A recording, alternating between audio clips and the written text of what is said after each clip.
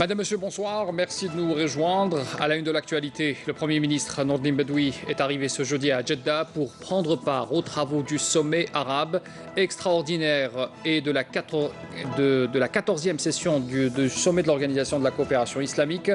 Nourdine Bedoui représente le chef de l'État, Abdelkader Ben Salah, à ces deux sommets.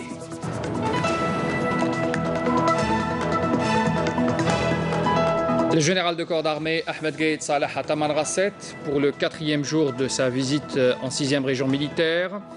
Il appelle les forces armées à maintenir la disponibilité opérationnelle à son plus haut niveau.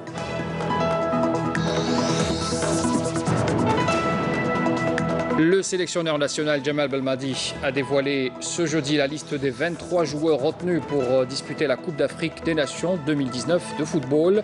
On en discutera tout à l'heure avec Toufiq Kourishid et notre invité pour ce 18h. Et puis pas moins de 1150 logements ADL ont été distribués dans la wilaya de Skikda au grand bonheur des bénéficiaires et de leurs familles après une longue attente qui a duré pour certains plus de 20 ans. On reviendra sur cette distribution de logements tout à l'heure. Voilà pour les titres de l'actualité. Bienvenue à tous. Le Premier ministre Nourdine Bedoui est donc arrivé ce jeudi à Jeddah pour prendre part aux travaux du sommet arabe extraordinaire et de la 14e session du sommet de l'Organisation de la coopération islamique, l'OCI, prévue aujourd'hui et demain à la Mecque. Bedoui, il faut le rappeler, représente le chef de l'État, Abdelkader Ben Salah, aux travaux de ces deux sommets. Le Premier ministre s'entretiendra aussi avec plusieurs chefs de délégation dans le cadre du développement des relations bilatérales. Il est accompagné aussi du ministre des Affaires étrangères, Sabri Boukadoum. Et en prévision de ce sommet, sachez que les ministres des Affaires étrangères des pays membres ont exposé hier lors d'une réunion plusieurs défis et dossiers de l'heure qui représentent un intérêt commun, notamment la situation en Palestine occupée et la crise que vit en ce moment la Syrie, le Yémen et la Libye. L'Algérie a été représentée par le secrétaire général du ministère des Affaires étrangères.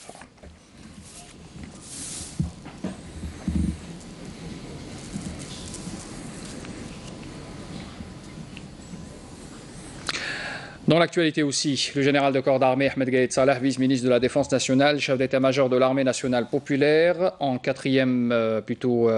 avait entamé aujourd'hui son 4e jour de visite en 6e région militaire.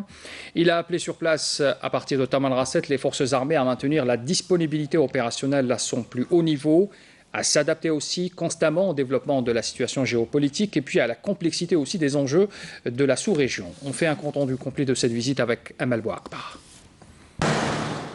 À l'entame et après la cérémonie d'accueil en compagnie du général-major Mohamed Adroud, commandant de la 6e région militaire, le général de corps d'armée a observé un moment de recueillement sur l'âme du défunt Moudjahid Hibaoui Aoufi, dont le nom est porté par le siège de la région, où il a déposé une gerbe de fleurs devant la stèle commémorative et a récité la Fatiha sur son âme et sur celle des valeureux chouhada. Après cela, le général de corps d'armée a présidé une réunion de travail avec les états-majors de la région, les commandants des secteurs opérationnels et leurs états-majors, les chefs des services de sécurité, ainsi que les commandants d'unités et les directeurs régionaux, où il a suivi un exposé global sur la situation générale au sein de la région, présenté par le commandant de la région, ainsi que les exposés des commandants des secteurs opérationnels et les différents services de sécurité.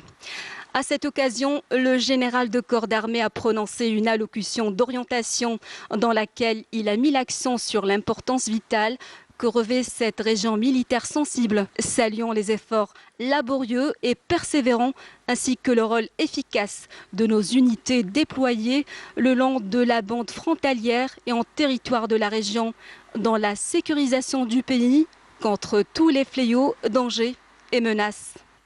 Le général de corps d'armée est dans son allocution d'orientation prononcée lors de sa rencontre hier avec les cadets de la nation, a tenu à leur faire rappeler la glorieuse histoire de leur pays, les exhortant à en être fiers et à prendre exemple sur leurs vaillants aïeux et sur leur sacrifice pour la victoire de leur patrie. Œuvrer à relier l'histoire au présent et au futur est un comportement naturel de l'homme, voire une évidence dont l'être humain a constamment besoin, en tant que voie naturelle qui est en adéquation avec son instinct et en concordance avec son comportement logique. L'histoire de l'Algérie dont nous sommes très fiers aujourd'hui ne s'est écrite que grâce à ces vaillants hommes qui ont sacrifié leur présent pour le futur de l'Algérie et qui voyaient que cet avenir doit être prometteur et radieux. Et c'est à vous aujourd'hui d'être convaincus que l'avenir de l'Algérie devrait être en parfaite harmonie avec son histoire nationale exemplaire, voire miraculeuse. Sachez que votre pays, l'Algérie, grâce à sa glorieuse révolution et son histoire nationale pleine de triomphes et de bravoure, a su graver son empreinte sur les pages de l'histoire humaine contemporaine et à inscrire avec des lettres en or le pouvoir de l'être humain à changer le cours des événements de l'histoire, les réorienter et les reformuler selon ses aspirations légitimes. L'histoire humaine gardera en mémoire sans nul doute et avec toute la fierté la grandeur de l'Algérie, de son peuple et de son illustre révolution de libération. Elle rendra éternel l'héroïsme de ceux qui l'ont réalisé et saluera le rôle leader que cette glorieuse révolution a joué pour répandre et généraliser les valeurs de la liberté et de la paix à travers le monde. له أن يكون متوافق تمام التوافق مع تاريخها الوطني. Le général de corps d'armée a valorisé les résultats retentissants obtenus par les cadets de la nation et les a appelés à fournir davantage d'efforts et de travail laborieux afin d'atteindre les résultats escomptés. L'aspiration de l'armée nationale populaire, digne héritière de l'armée de libération nationale, à renforcer les piliers de sa force en s'appuyant sur le bon sens et les efforts de ses enfants est une ambition illimitée. Cette ambition nous inspire à valoriser les excellents résultats obtenus par les cadets de la nation ces dernières années et dans ce cadre, nous vous invitons à faire de ces excellents résultats réalisés par vos camarades cadets un exemple à suivre qui vous incite à faire également de cette école un bon exemple à suivre pour que toutes les écoles des cadets de la nation deviennent de véritables pépinières pour une future ressource humaine avec des bases solides et des valeurs irréprochables. Afin d'atteindre ces objectifs ambitieux et légitimes, je saisis encore une fois cette honorable occasion pour vous inviter et appeler à travers vous tout un chacun à fournir davantage d'efforts, à œuvrer consciencieusement afin de réaliser les résultats escomptés et imprégner le monde d'enseignement, de formation, de discipline psychologique et morale que nous souhaitons. Je le réitère encore une fois, nous le souhaitons, un exemple à suivre à l'avenir par vous qui représentez le noyau de cette démarche d'enseignement clairvoyante.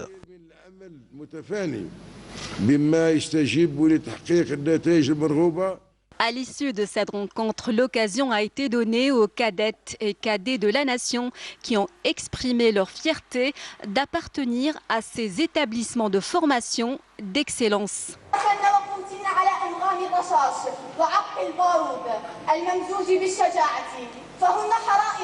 فهن حرائر الجزائر ونحن على نبراسهن سائرات لنصبح للجزائر حاميات. نعمل جاهدين من أجل الريادة والامتياز والتفوق في شهادة البكالوريا وهو الأمر الذي سحقق منذ نشأة المدرسة وهي تحافظ على الريادة ولائيا ووطنيا في شهادة البكالوريا بأعلى نسبة نجاح والمقدرة ب100%. تيقنوا تمام اليقين أننا والله لأمانة شهدائنا حافظين ولمبادئ نوفمبر المجيد لا مخلصين مهما كانت الظروف فذلك شرف نعتز به ونفتخر طول ما حيينا. La frégate multimission Carlo Bergamini F-590 de la marine italienne a accosté ce jeudi au port d'Alger pour une période de 5 jours dans le cadre de la concrétisation du programme militaire de coopération algéro-italienne. À cette occasion, les deux parties procéderont à l'exécution de l'exercice PASEX avec la participation d'une unité flottante de nos forces navales et l'échange aussi d'observateurs à bord des unités participantes, ce qui permettra bien sûr d'acquérir davantage d'expérience, notamment dans le cadre du contrôle maritime et intervenir aussi avec la rapidité et l'efficacité nécessaires afin de contribuer au renforcement de la sécurité et la stabilité de notre espace maritime et faire face à d'éventuelles menaces. Une cache d'armes et de munitions a été découverte ce jeudi par un détachement de l'armée nationale populaire près de la bande frontalière à In Amenas. C'est ce qu'indique un communiqué du ministère de la Défense nationale. Alors la cache contenait un lance-roquettes RPG-7, 3 obus pour lance-roquettes RPG-7, 3 pistolets mitrailleurs de type Kalachnikov, 3 chargeurs et une quantité de munitions également. Nous avons appris également que le Moudjahid et ancien cadre du ministère de l'Armement et des Liaisons Générales, Abdelrahman Barouane dit Haj Safar, est décédé à l'âge de 90 ans dans la soirée d'hier à Alger. Haj Safar, qui était également responsable de la direction de la vigilance et du contre-renseignement, a été inhumé aujourd'hui après la prière d'Al-Asr au cimetière de l'Alia. Le défunt, né à Raleigh en 1929, a interrompu ses études de sciences politiques en France à Toulouse en 1956 suite à l'appel à la grève générale du Front de Libération Nationale pour rejoindre le maquis de l'ALN à la Wilaya 5. Il fera partie de la première promotion d'opérateurs radio baptisée promotion Zabana. Célébration hier de la journée de l'Afrique, l'occasion pour le ministre des Affaires étrangères de revenir sur les avancées notables enregistrées par le continent noir sur les plans de l'intégration régionale, de l'amélioration de la gouvernance ainsi que du parachèvement de l'agenda africain et des objectifs du développement durable à l'horizon 2030. L'occasion m'est donnée en ce lieu afin de rendre hommage à l'Union africaine, laquelle a œuvré depuis sa création au remodelage des bases de son travail et de ses activités et à unifier les visions de ses composantes. Je salue le rôle de l'organisation panafricaine dans la consolidation des relations entre les pays africains et ses efforts pour une Afrique unie et prospère. Dans le cadre de ses efforts et de son action soutenue en faveur des réfugiés et des personnes déplacées présentes sur son territoire, l'Algérie, terre d'asile traditionnellement reconnue, a toujours fondé sa politique sur les principes fondamentaux de l'hospitalité et de solidarité active. Dans ce contexte, je tiens à rappeler que l'Algérie accueille à Tindouf depuis plus de 40 ans avec dignité et en toute fraternité des dizaines de milliers de réfugiés sahraouis expulsés de leurs terres et privés de leurs droits légitimes. Je voudrais à cette occasion réaffirmer le soutien indéfectible de l'Algérie aux droits légitimes et inaliénables du peuple sahraoui à l'autodétermination, suivant les résolutions et déclarations adoptées par les Nations Unies, notamment la résolution 1514 sur l'octroi de l'indépendance au pays et aux peuples colonisés. J'en profite également pour saluer la position de l'Union africaine concernant cette juste cause.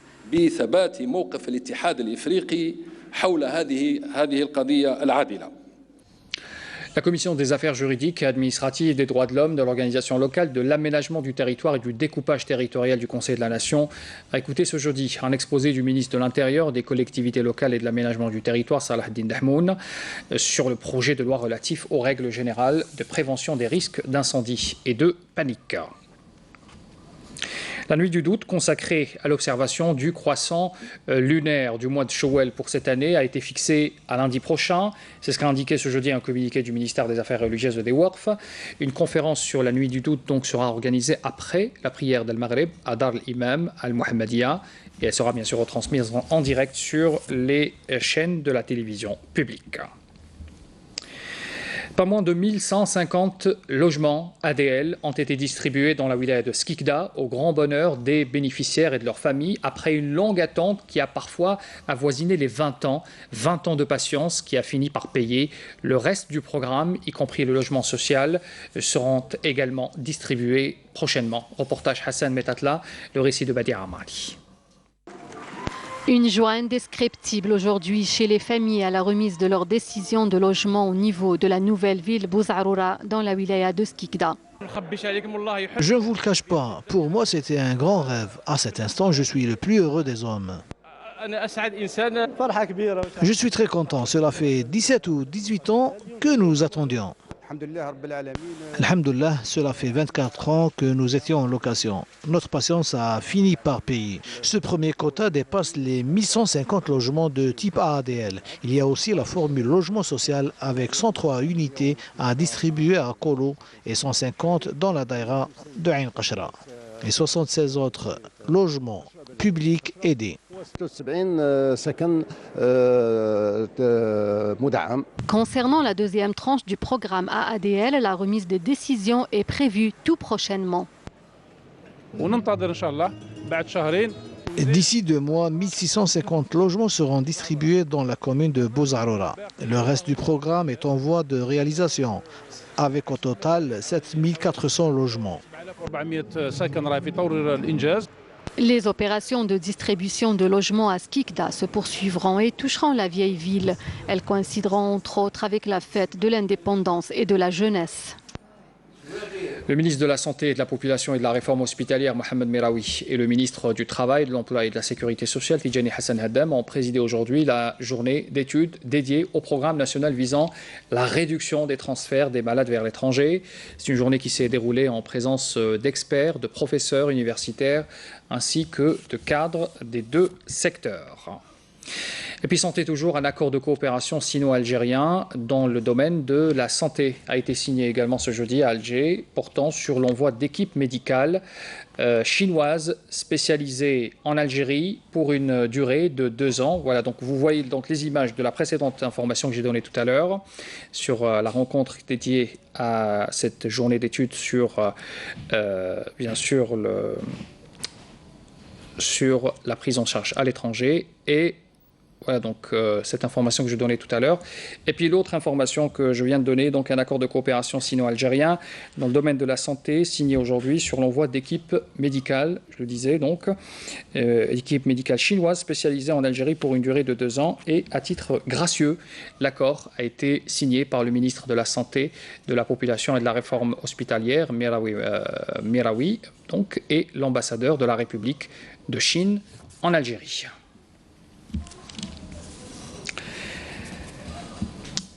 Voilà donc pour cet accord qui a été donc signé également ce jeudi.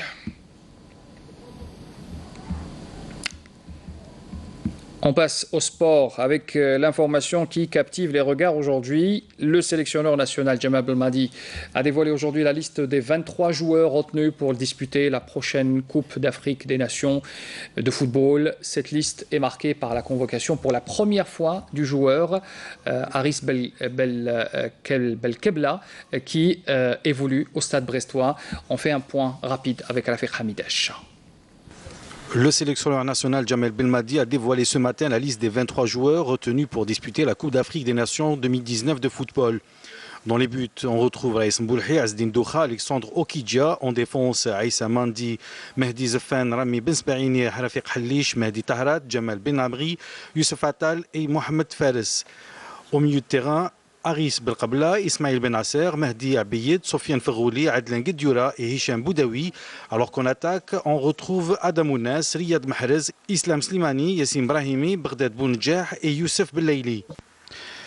Si aucun changement n'a été enregistré pour les gardiens de but, avec Mboulhi, Douha et Okidja, les autres compartiments ont par contre été affectés par l'absence de plusieurs cadres, en l'occurrence Fawzi Roulam, qui aurait demandé à être dispensé, Safir Taider, Rachid Ghazal, Nabil Bentaleb et Hilal Soudani en convalescence. Autre effet marquant de cette liste, c'est le milieu de terrain, un compartiment remanié, rajeuni, marqué par la convocation pour la première fois des joueurs comme Haris Belkebla et Hicham Boudaoui.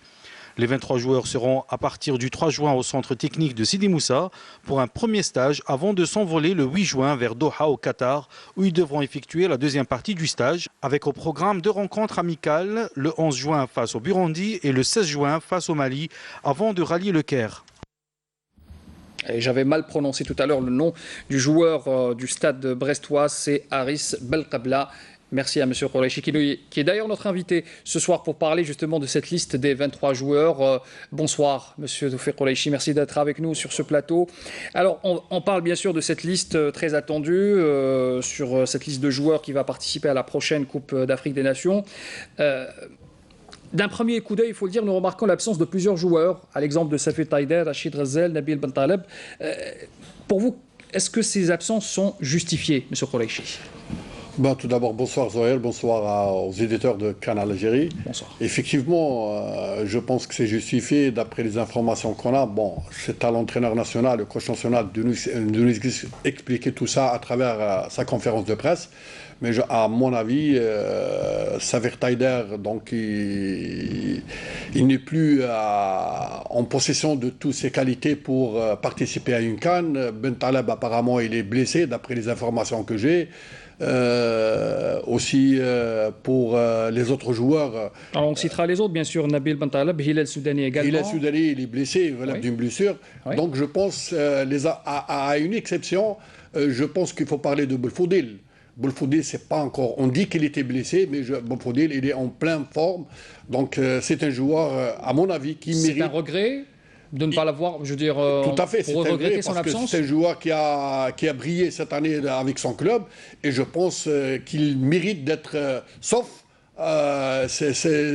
s'il est blessé. Apparemment, il est blessé, mais reste à confirmer avec le coach national. Peut-être que pour la conférence de presse qui sera tenue par M. Belmadi, on aura peut-être plus de précisions. Alors, M. Toufer Oléchi, on fait appel à votre expérience et à votre, bien sûr, à votre vécu. Vous avez été DTN, vous êtes également directeur technique du NED en ce moment.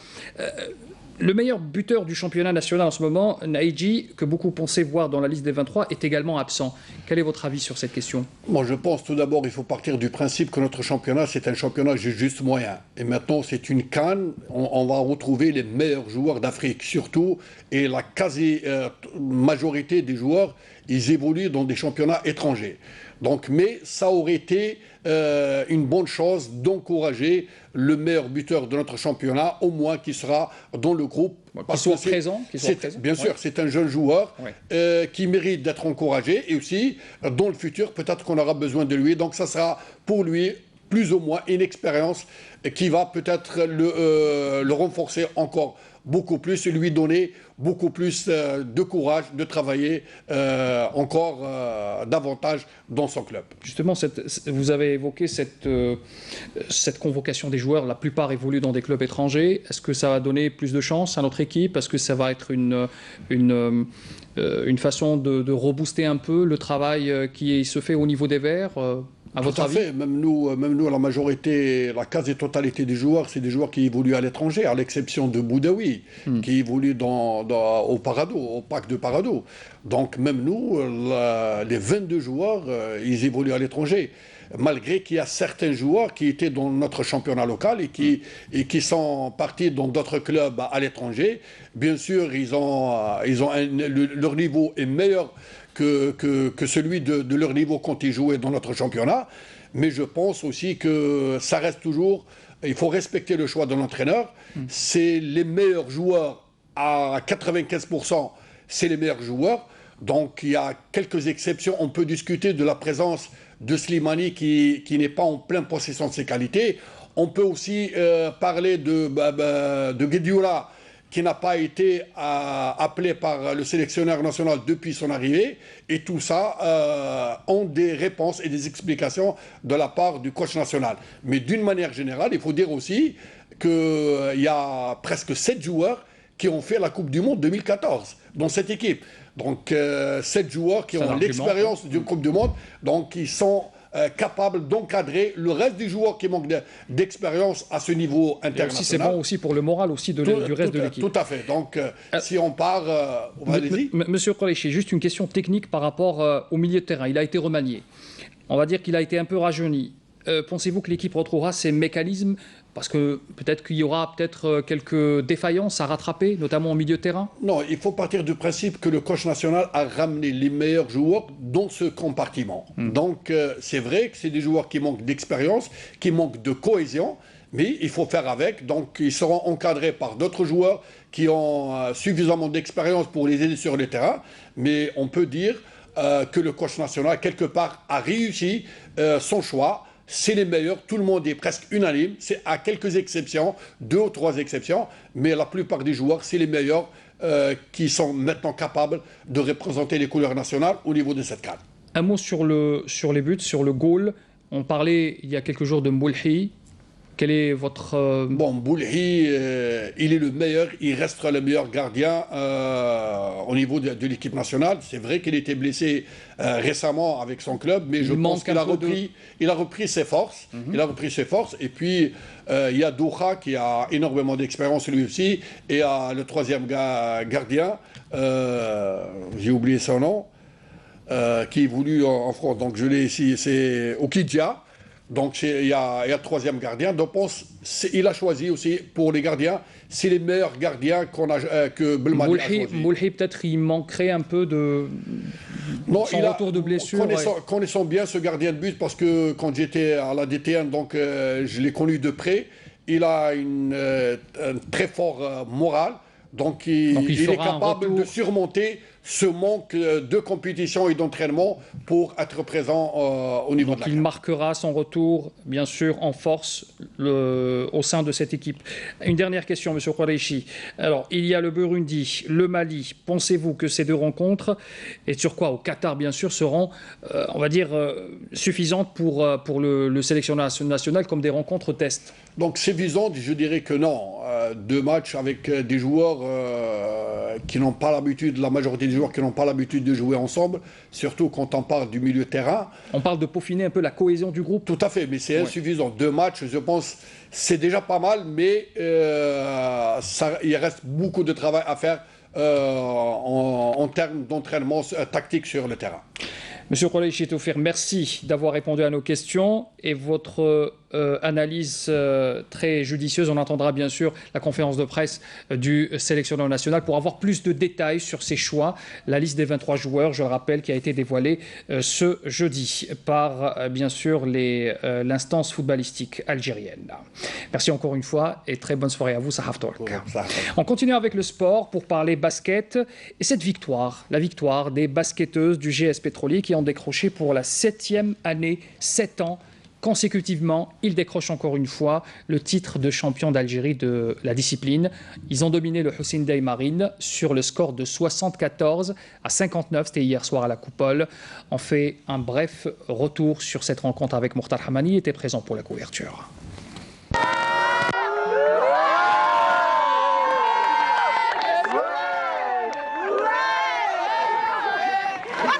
Et revoilà le club le plus titré, le GS Pétrolier, sur la plus haute marche du podium. Un titre de champion d'Algérie pour les camarades de Rachida Blaidi face à leurs éternelles rivales, les filles du Hussein Dey Marine.